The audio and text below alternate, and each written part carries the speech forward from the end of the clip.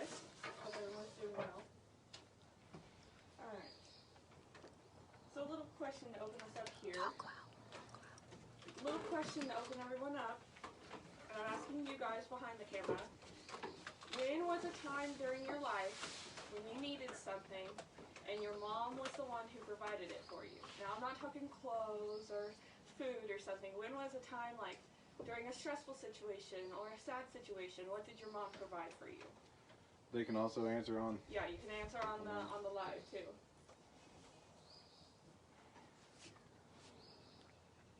Anyone have a time when you needed something and your mom provided it for you?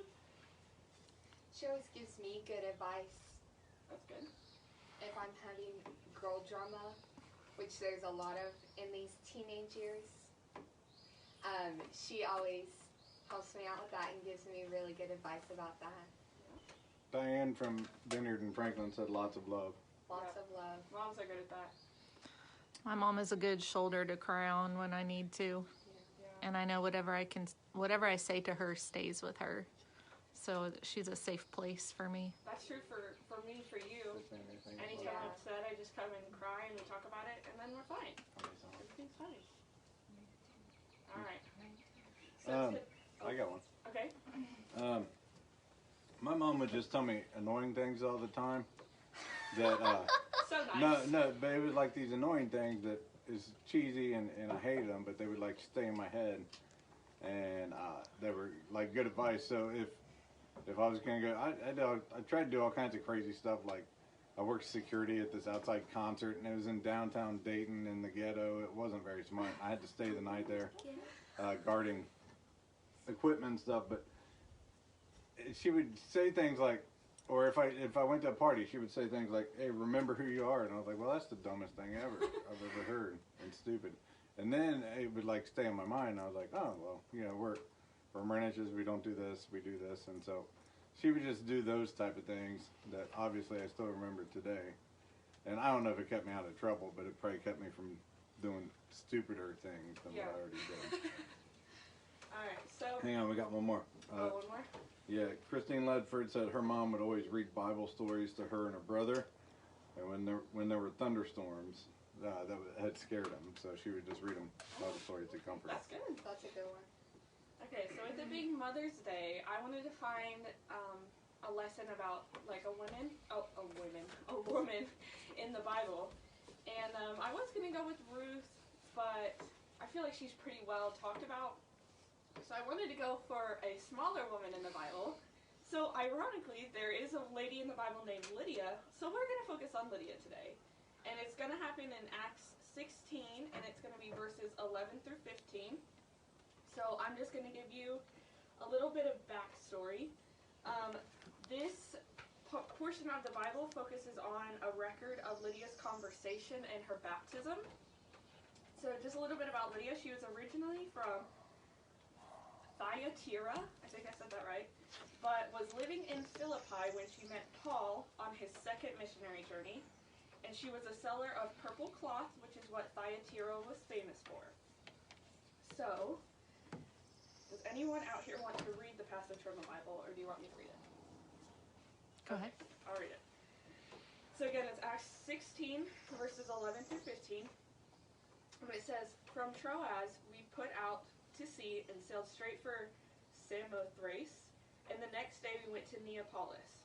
From there we traveled to Philippi, a Roman colony and the leading city of that district of Macedonia, and we stayed there for several days. On the Sabbath, we went outside the city gates to the river, where we expected to find a place of prayer. We sat down and began to speak to the women who had gathered there. One of those listening was a woman from the city of Thyatira named Lydia, a dealer in purple cloth. She was a worshiper of God. The Lord opened her heart to respond to Paul's message. When she and the members of her household were baptized, she invited us to her home. 'If you consider me a believer in the Lord,' she said, 'come and stay at my house.' And she persuaded us." So,